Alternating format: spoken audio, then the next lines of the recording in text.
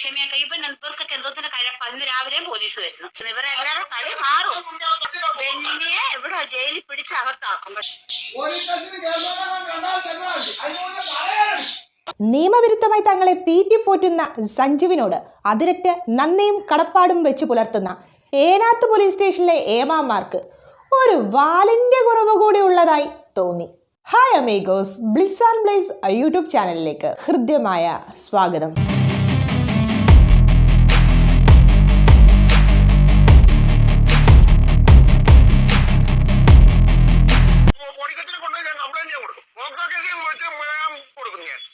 കേട്ടില്ലേ, വ്യക്തി താല്പര്യങ്ങൾക്ക് അനുസൃതമായി ആർക്കും ആർക്കെതിരെ വേണമെങ്കിലും എടുത്തുപയോഗിക്കാൻ പറ്റുന്ന രാജ്യത്തെ ഏറ്റവും വലിയ വജ്രായുധമാണ് പോക്സോ. മറ്റു വകുപ്പുകളെ അപേക്ഷിച്ച് എതിർവശത്ത് നിൽക്കുന്ന വ്യക്തിയെ നിന്ന നിൽപ്പിൽ തകർത്ത് കളയാൻ തക്ക പ്രഹരണശേഷി പോക്സോയ്ക്കുണ്ട്.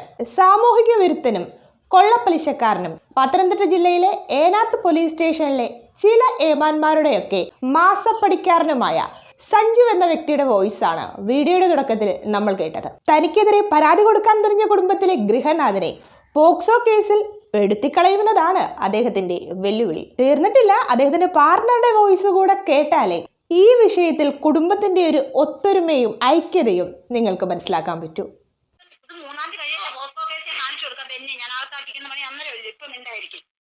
ഹലോ, എന്തുവാടി എന്റെ ശോഭനാമ്പി എന്റെ ക്ഷമിയൊക്കെ ഇപ്പൊ ഇവർക്കൊക്കെ എന്തോത്തിന്റെ കഴപ്പ ഇന്ന് രാവിലെയും പോലീസ് വരുന്നു. ഇവിടെ കാരണം ഈ നാട്ടുകാർക്ക് കണ്ടുകൂടാത്തത്. ഹലോ, എന്തോത്തിനും വന്നെന്ന് ആർക്കറിയാം. എവിടെങ്കിലും നാട്ടുകാരെല്ലാം മൊഴി എടുത്തോണ്ട് പോകുന്നു. എന്നിട്ട് കുഞ്ഞച്ചന്റെ അകത്തെ മണി മുൻകൈ, അപ്പുറത്ത് നിങ്ങളുടെ വീട്ടിൽ താമസിച്ച സുജ മുൻകൈ, ഇവരെല്ലാം കൂടെ മുൻകൈ എടുത്തോണ്ട് നിൽക്കുന്നു. ഇവരെല്ലാവരും കളി മാറും.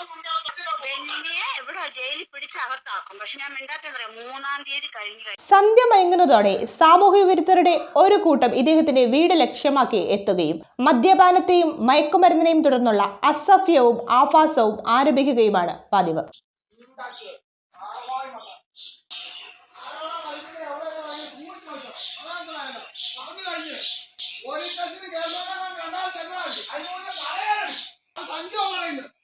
ചുരുക്കി പറഞ്ഞാൽ സന്ധ്യയ്ക്ക് ശേഷം പരിസരവാസികൾക്ക് വഴി നടക്കാനോ അയൽക്കാർക്ക് സ്വസ്ഥമായി തങ്ങളുടെ വീടുകളിൽ കഴിയാനോ സമാധാനത്തോടെ ഉറങ്ങാനോ കഴിയാറില്ലെന്ന് അർത്ഥം.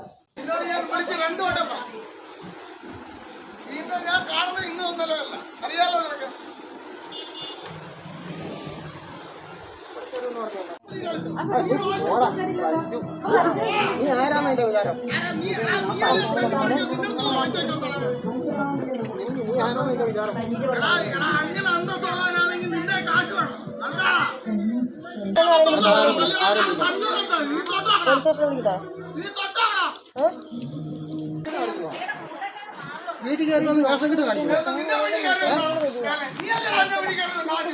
നീ വിളിച്ചോടി ആൾക്കാർ നീ വല്ലതും പറഞ്ഞോണ്ടോ, നീ വിവരം അറിയും. നീ ഇതുവരെ കളിച്ച കളി ആയിരിക്കത്തില്ല.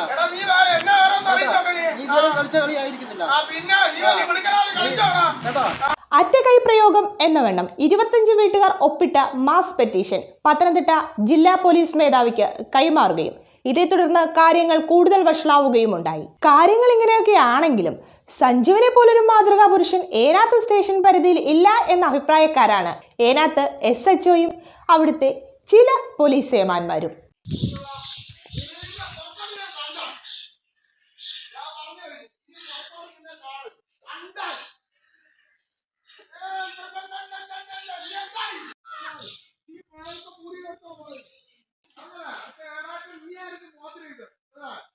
എന്നോട് ഞാൻ പറഞ്ഞ കണ്ടല്ലോ, നീ അവിടെ അതിനകത്ത് ഇറങ്ങി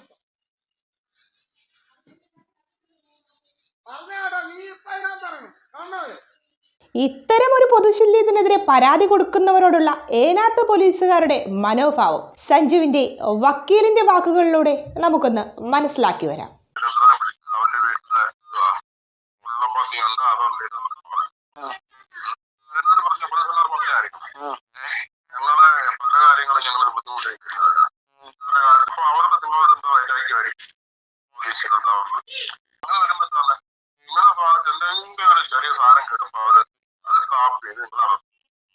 തിന്നുന്ന ചോറിനോടുള്ള നന്ദി പൊതുജനങ്ങളോട് കാണിച്ചില്ലെങ്കിലും നിയമവിരുദ്ധമായി തങ്ങളെ തീറ്റിപ്പോറ്റുന്ന സഞ്ജുവിനോട് അതിരറ്റ് നന്ദിയും കടപ്പാടും വെച്ച് പുലർത്തുന്ന ഏനാത്ത് പോലീസ് സ്റ്റേഷനിലെ ഏമാമാർക്ക് ഒരു വാലിന്റെ കുറവ് കൂടി ഉള്ളതായി തോന്നി.